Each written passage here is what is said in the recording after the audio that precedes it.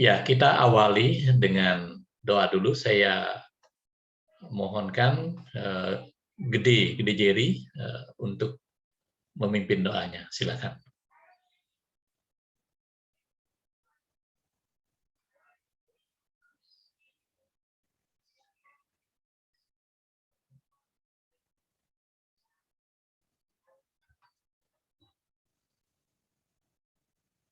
Ya, silakan Gede Jerry.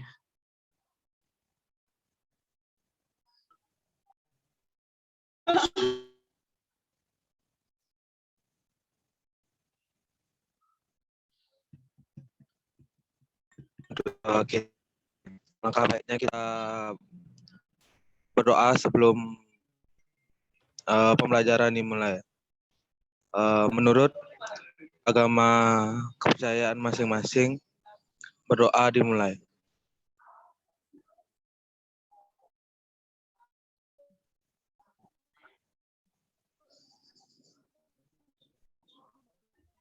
Berdoa selesai. Ya, terima kasih.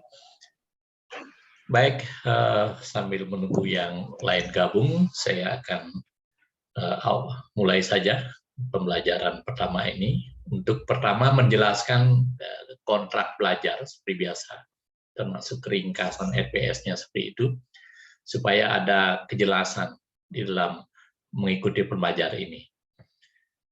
Saya izin untuk share materinya. Ya.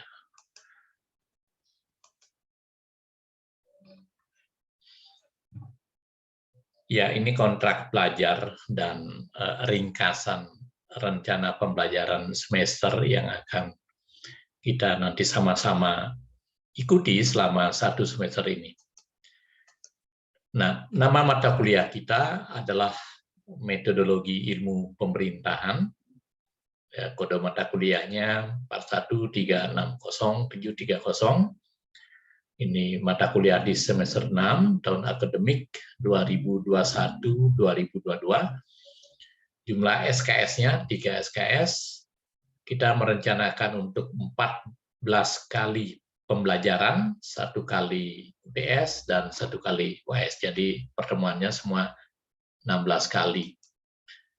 Nah, kemudian mata kuliah prasyaratnya sebetulnya semua mata kuliah itu metodologi, MPS, kemudian analisis kuantitatif atau statistik sosial, kemudian analisis kualitatif, itu merupakan mata kuliah yang berkaitan dengan mata kuliah ini. Kemudian nilai yang akhir dalam mata kuliah ini bersifat kumulatif, artinya gabungan semua aspek penilaian yang nanti akan diberikan. Nah, remedi syaratnya itu hanya untuk yang mendapatkan nilai C dan D. Jadi ini maksud remedi terakhir, remedi setelah UAS itu seperti itu. Nah, apa yang diharapkan dari pembelajaran ini? Jadi capaian pembelajaran ini, jadi diharapkan nanti setelah mengikuti pembelajaran ini, jadi semua mahasiswa mampu menerima secara positif dan menginterpretasikan dasar-dasar penggunaan metode yang tepat sebagai kerangka pemikiran untuk menganalisis berbagai isu dan permasalahan politik dan pemerintahan kontemporer. Ya, jadi bisa kemudian bagaimana menerapkan metode yang tepat untuk mengkaji permasalahan, terutama dalam nanti pembuatan karya ilmiah terakhir, yaitu proposal skripsi. Nah, gambaran mata kuliahnya, jadi mata kuliah ini dimaksudkan untuk membentuk peserta didik untuk menjadi manusia yang memiliki pemahaman tentang ilmu pemerintahan sebagai ilmu pengetahuan. Ya. Jadi bagaimana kemudian penciri dari ilmu pengetahuan itu bisa kemudian dipenuhi oleh ilmu pemerintahan.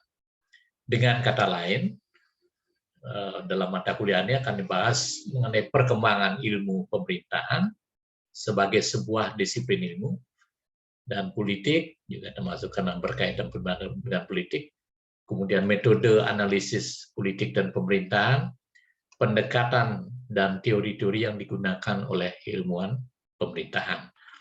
Nah, sehingga dari pemahaman tentang berbagai hal yang tadi bahas itu akan diharapkan mahasiswa akan dapat menggunakan metode yang tepat dan kerangka pemikiran untuk menganalisis berbagai isu dan permasalahan pemerintahan yang kontemporer. Jadi pemerintahan yang aktual. Sehingga nantinya terutama ini berkaitan dengan nanti Kapita, jadi pilihan terhadap topik-topik pemerintahan yang akan dijadikan topik skripsi dalam proposal itu bisa kemudian kita memilih yang mana yang aktual dari permasalahan pemerintahan seperti itu. Nah, ini materi pembelajaran yang nanti akan kita rencanakan selama semester ini. Jadi pada pertemuan pertama hari ini kita akan membahas tentang ilmu pemerintahan sebagai ilmu. Sebetulnya ini sudah kita dapatkan, tapi sebagai merefresh.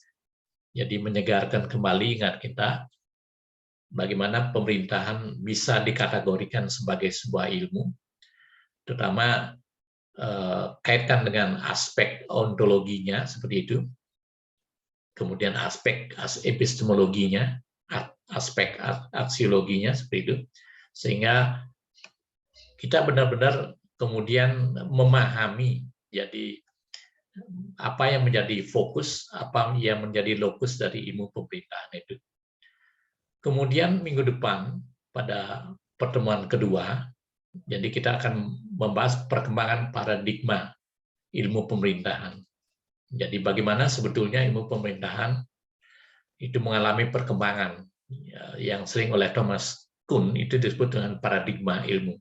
Jadi tidak hanya ilmu pemerintahan, ilmu yang lain pun kalau ingin dikatakan sebagai normal science, ilmu pengetahuan yang normal itu pasti memiliki paradigma ilmu. Pasti mengalami suatu perkembangan dalam dirinya seperti itu. Kemudian pada pertemuan ketiga kita akan membahas analisa konseptual metodologi ilmu pemerintahan. Jadi apa saja yang merupakan konsep-konsep metodologi ilmu pemerintahan itu. Kemudian pada pertemuan keempat itu kita membahas konsep dan teori-teori ilmu pemerintahan. Apa saja konsepnya, apa saja teori-teori yang berkembang dalam ilmu pemerintahan. Nah, dalam pertemuan keempat itu sudah diberikan kuis untuk mengetahui bagaimana pemahaman Anda selama materi 1, 2, 3, dan 4. Itu untuk mengukur bagaimana tingkat pemahaman yang dimiliki oleh mahasiswa selama 4 kali pertemuan. Pertemuan kelima kita membahas ontologi, epistemologi, dan aksiologi dari ilmu pemerintahan. Ini penting sekali. Seperti saya jelaskan dalam semester 1, kalau Anda masih ingat, dalam filsafat ilmu, ini sudah kita bahas, tetapi bagaimana pemerintahan itu memenuhi ketiga aspek keilmuan ini, yaitu ontologinya, epistemologinya, dan aksiologinya. Nah, pertemuan ke-6 kita membahas pengertian dan keterkaitan konsep, generalisasi, dan teori pemerintahan. Pada pertemuan ke-6 itu juga sudah diberikan tugas. Nah, nanti apakah bentuknya paper atau review, resensi buku, terserah nanti, tergantung kesepakatan nanti. Kemudian pertemuan ke-7, jadi kita membahas teori building, ya, bangunan teori untuk mengkaji isu-isu state, negara, dan government, pemerintahan, civil society, masyarakat sipil, dan intermediary, jadi yang menjembatani hubungan antara negara dan state. Jadi bisa partai politik, bisa kemudian media massa seperti itu. Jadi itu merupakan juga bidang kajian dalam ilmu pemerintahan. Nah, dalam pertemuan ke-8 itu diadakan UTS, ujian tengah semester. Jadi untuk mengevaluasi pemahaman materi selama 7 pertemuan. Kemudian pada pertemuan ke-9 itu diadakan pembahasan tentang materi, metode dan pendekatan kuantitatif dalam analisa pemerintahan. Jadi ini Anda sudah mendapatkan sebetulnya mata kuliah sendiri, metode kuantitatif.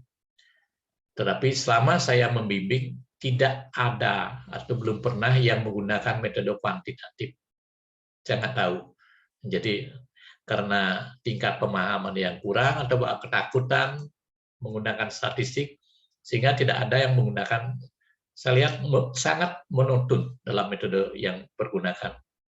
Jadi kualitatif, deskriptif seperti itu, dan kemudian yang dikutip pun dari buku yang sama. Cenderung copy paste dari skripsi yang ada sebelumnya seperti itu. Sehingga ini sangat memprihatinkan. Padahal banyak sekali metode yang bisa dikembangkan. Kemudian pada pertemuan ke-10, jadi kita akan membahas tentang metode pendekatan kualitatif. Jadi ini pun sudah Anda dapatkan dalam mata kuliah sendiri. Jadi kita akan refresh kembali, jadi menyegarkan kembali, sehingga kualitatif apa itu banyak sekali jenisnya. Ya, dari grounded itu bisa kemudian studi perkembangan itu bisa juga dikaitkan ke sana. Nah, dalam pertemuan ke-10 ini sudah ada remedi quiz. Jadi Anda yang belum mengikuti remedi pada pertemuan ke-4 atau sudah mengikuti tapi nilainya masih 60 atau kurang, seperti itu bisa mengikuti remedi quiznya. Kemudian pertemuan ke-11 ini metode dan pendekatan campuran atau mix method dalam analisa pemerintahan. Jadi bagaimana kita menggabungkan dua metode besar atau disebut dengan dua tradisi besar dalam ilmu pemerintahan, yaitu kuantitatif dan kualitatif, dalam satu riset. Tapi penggabungan ini tidak kemudian biasa, tidak mungkin kemudian hanya 50-50. Artinya kita berimbang, menggabung itu tidak mungkin. Pasti ada kemudian kecenderungannya lebih ke kualitatif atau sebaliknya kuantitatif, seperti itu.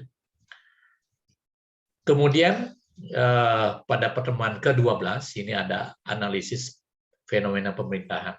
Jadi kita mencoba untuk kemudian bagaimana mengembangkan riset ini dalam konteks mungkin pendekatan kritis yang merupakan pendekatan culture studies, itu mungkin bisa kita tambahkan dalam pertemuan ke-12.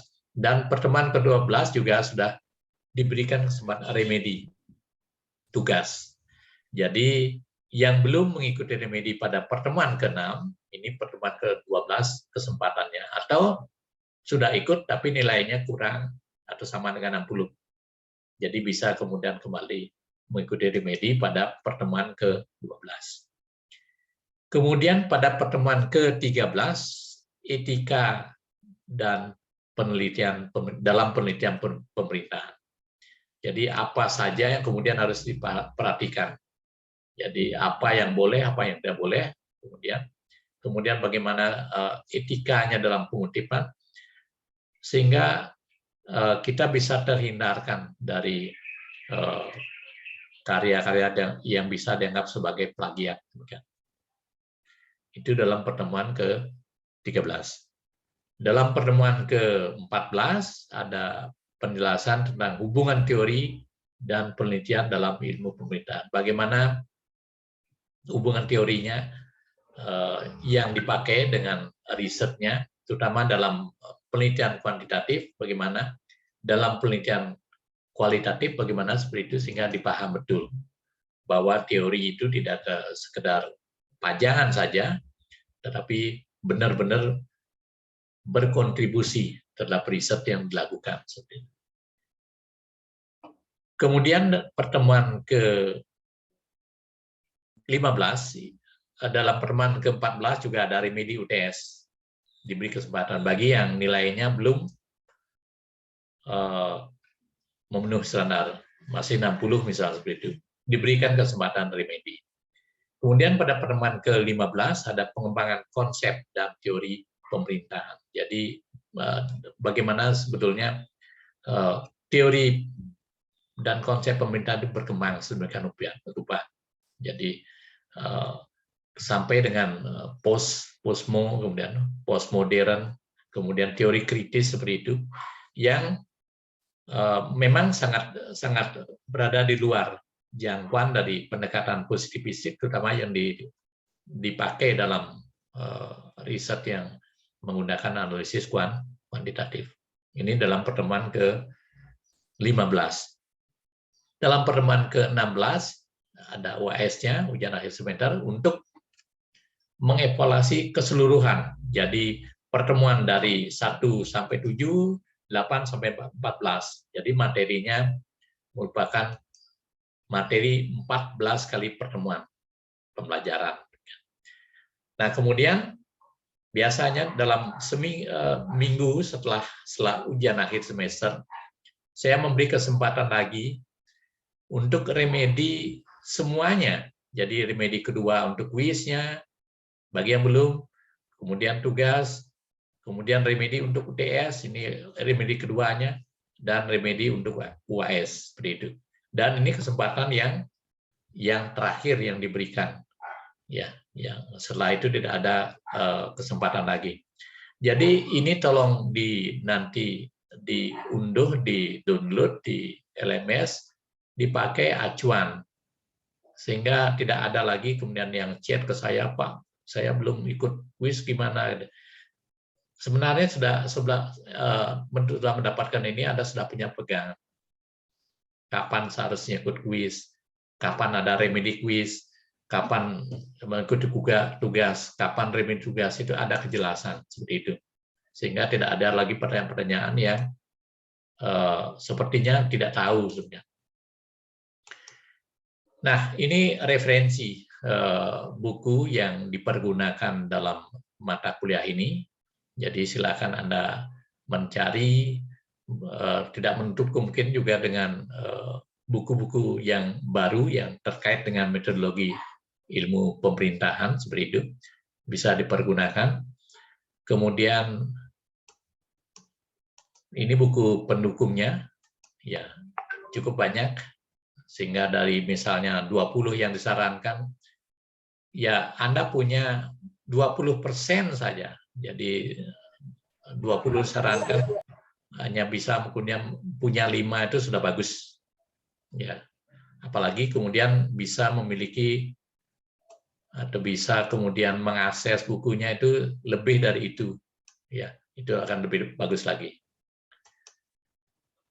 Nah, kemudian metode pembelajaran seperti biasa, karena di Universitas Warmadewa kita masih menerapkan sistem daring secara penuh, kita tidak melaksanakan pembelajaran atau belum melaksanakan pembelajaran secara offline, kemudian akan menggunakan sarana Zoom seperti ini.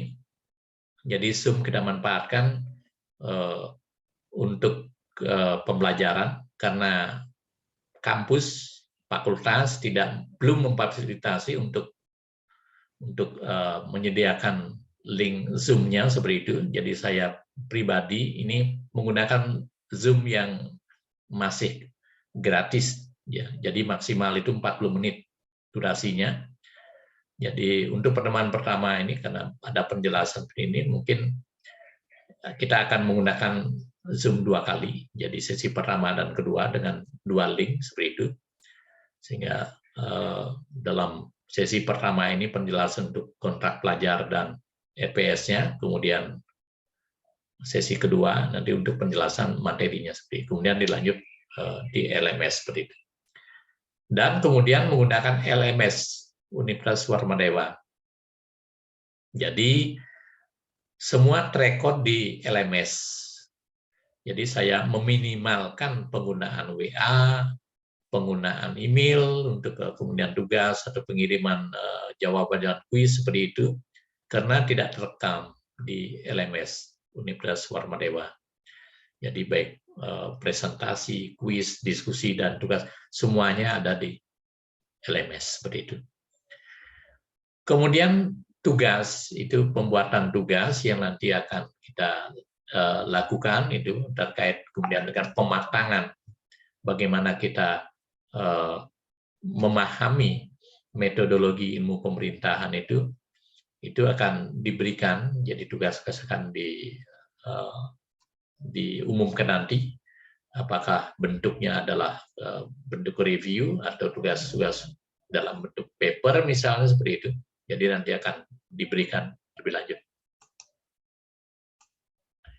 Nah, sistem penilaian saya yaitu dalam mata kuliah ini dan hampir semua mata kuliah saya adalah ada 6 aspek yang diberikan bobot, itu masing-masing ada absensinya atau kehadiran itu seperti nanti terekam di LMS, jadi itu adalah 10%. Kemudian aktivitas atau partisipasinya itu juga terekam di LMS dan mungkin juga ada di Zoom, itu 20%, sangat besar. Jadi yang aktif dalam diskusi, baik memberikan pertanyaan atau kemudian memberikan jawaban, jadi memberikan jawab tanggapan terhadap pertanyaan temannya juga seperti biasa, itu kemudian diberikan penilaian seperti itu. Bahkan ini partisipasi ini bisa mencapai nilai 100 ya, kalau dia aktif sekali seperti pengalaman yang lalu seperti itu. Mungkin dari kelas ini juga ada yang nilai partisipasi itu sampai 100. Kemudian tugas, nilai itu sama 20%. Tugasnya itu review atau paper.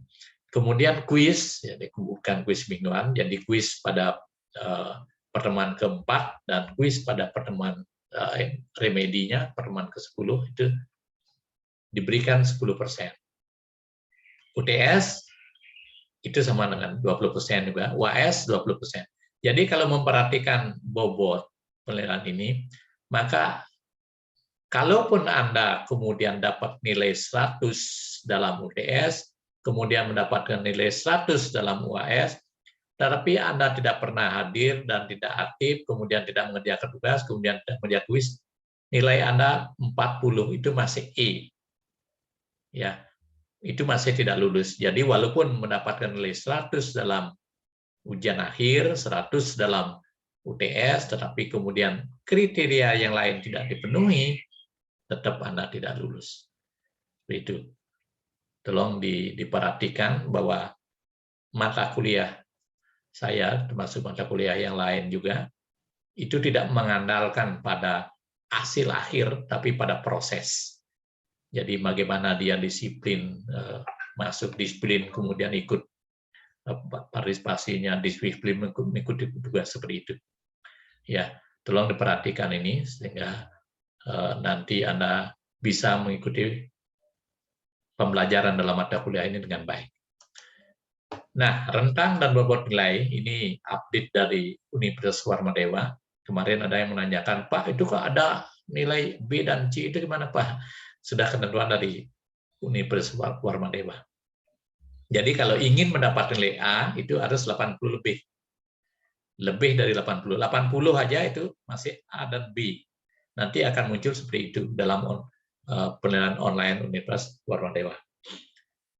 Ya, kalau nilai 69,01 sampai 75 itu B. Ya. Kemudian kalau nilainya kemudian 60 sampai dengan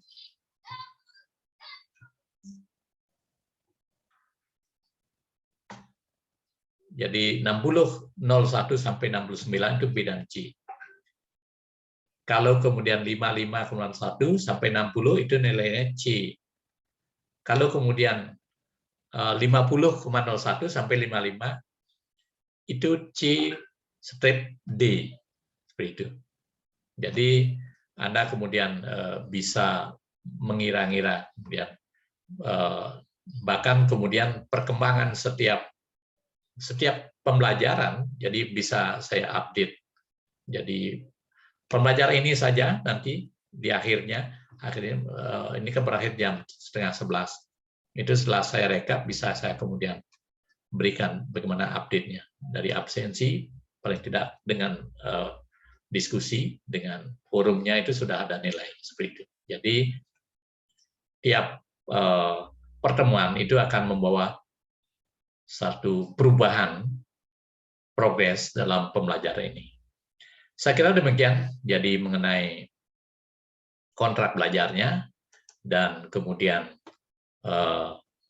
rencana pembelajaran semester yang itu dibuat ringkas saja seperti itu. Silakan kalau ada pertanyaan berkait dengan kontrak belajarnya atau ada hal yang belum jelas mengenai rencana pembelajaran semester seperti itu, bisa tanyakan. Silakan. Pak, izin bertanya. Ya, silakan, Rosita. Untuk teknis kuisnya seperti apa, Pak? Lisan menggunakan Zoom juga atau bagaimana, Pak? Ya, kita kalau model daring ini memang masih kesulitan menggunakan secara lisan. Kalau offline saya lebih senang menggunakan lisan sebab akan tahu pasti sebetulnya bagaimana pemahaman mahasiswa tentang materi yang diberikan per satu mata kuliah. Jadi biasanya tiap minggu, tiap pembelajaran itu ada kemudian sesi untuk kuis seperti itu. Tapi dengan sistem daring seperti ini, sistemnya sama dengan yang lain. Jadi kita menggunakan LMS. Di sana ada pertanyaan kuisnya, kemudian dijawab secara tertulis seperti itu, dan kemudian diberikan penilaian. Jadi mungkin sama dengan tugas, sama dengan UTS seperti itu, sama-sama menggunakan LMS sebagai media seperti itu. Karena keterbatasan, karena Zoom sendiri ini memang belum difasilitasi oleh fakultas atau prodi untuk bisa berlangganan Zoom yang bisa kemudian durasinya panjang seperti itu, kita masih terbatas. Jadi nanti kalau offline itu pasti kemudian saya kembalikan. Jadi model kuis itu adalah dengan lisan seperti itu. Demikian, Rosita. Silakan yang lain. Terima kasih, Pak. Yang lain silakan kalau ada yang perlu ditanyakan. Ya, masih ada waktu. Silakan yang lain. Ya, silakan bertanya. Akan lebih bagus sehingga nanti jelas dalam ikuti pembelajaran. Kemudian tidak ada yang bertanya lagi, Pak, gimana nih saya belum ikut ujian, paper saya belum ini. Itu nggak perlu ditanyakan lagi sebetulnya. Jadi dengan download ini, kotak belajar dan EPS-nya sudah punya gambaran. Ya, bagaimana mengikuti pembelajaran ini, kemudian mana yang bobot yang besar, yang harus Anda kemudian penuhi. Ya, kalau tugas tidak mengikuti atau tidak menyetorkan itu otomatis 20% sudah terpotong. Ya, andainya semua aspek yang lain, 5 aspek yang lain itu dapat nilai 100, Anda mendapatkan nilai maksimal 80 jadinya. Kalau tugas itu tidak menyetorkan. Begitu juga tidak pernah hadir, itu akan berkurang 10%. Tidak pernah hadir dan kemudian tidak partisipasinya pasti tidak ada, itu juga mempengaruhi. Itu sudah 30% seperti itu. Ya, silakan. Ada yang bertanya? Izin bertanya, Pak. Ya, Gede Jerry, silakan. Ini kan ada mungkin teman-teman yang mengikuti KKN nih, Pak. Nah, misalkan untuk berhalangan hadir nih, apakah bisa, Pak? Misalkan karena kan kegiatan kami kebanyakan di pagi hari nih, Pak. Itu bagaimana, Pak? Untuk izinnya nih, Ya, yang pertama, jadi supaya kita mengikuti prosedurnya, pertama harus ada permohonan izin untuk KKN. Jadi bisa dari Kaprodinya, ya, bisa dari WD1-nya bahwa dia mau program kedua. Ya, kemudian yang kedua, jadi batas minimal itu harus absensi itu bisa dengan API. Itu kita kemudian bisa paling tidak karena absennya adalah pada saat jam pembelajaran, yaitu jam 8 sampai dengan 10.30. Dalam durasi itu sempatkan untuk kemudian bisa mengabsen. Kemudian ini kan sudah terjadwal. Jadi Anda terutama dalam pertemuan genap 4, 6, 8, 10, 12, 14, dan 16 itu adalah jadwal-jadwal yang terisi di mata kuliah ini. Ya, usahakan kalau misalnya dalam pertemuan keempat itu kan ada kuis. Anda tidak bisa karena ada kegiatan di KKN, kemudian usahakan nanti dalam pertemuan ke-10 bagaimana caranya Anda supaya bisa untuk mengikuti kuisnya, remedinya. Jadi bisa diatur dengan sudah mengetahui jadwalnya, Anda mengatur kemudian ini kan ada 3 kali untuk kuisnya. Jadi di pertemuan keempat kalau nggak bisa, di pertemuan ke-10 juga tidak bisa, maka Anda mengulang di pertemuan terakhir. Jadi setelah UAS diberi kesempatan remedi. Jadi seperti itu. Ya. KKN-nya berapa bulan? Sampai tanggal 28 Maret Maret Pak, sampai tanggal 28 Maret. Kan artinya mungkin 1 bulan. Jadi kan enggak keseluruhan. Jadi strateginya seperti itu, dengan mengetahui penjadwal ini sesuaikan kemudian. Jadi alternatifnya seperti itulah kuis. Kalau kuis tidak bisa di pertemuan keempat, bentrokan dengan jadwal di KKN, kemudian ikuti pertemuan ke-10. Kalau pertemuan 10 juga nggak bisa, kemudian ya terpaksa ikuti. Kan nggak mungkin Juli, pada awal Juli itu akan ada UAS-nya. Setelah UAS itu masa nggak ada waktu. Jadi tidak ada alasan bagi kita untuk kemudian tidak bisa mengikuti, karena saya sudah mengatur sedemikian rupa. Ada peluang untuk kemudian bagaimana mahasiswa yang sangat aktif sekalipun dengan kegiatan lain itu bisa mempelajari seperti itu. Ya, saya kira demikian. Jadi. Baik Pak, terima kasih. Ya, silakan yang lain, silakan. Kalau masih ada hal-hal yang ingin ditanyakan, masih ada waktu 3 menit sebelum limit waktu dari Zoom ini selesai, sebelum kita masuk ke sesi kedua. Silakan.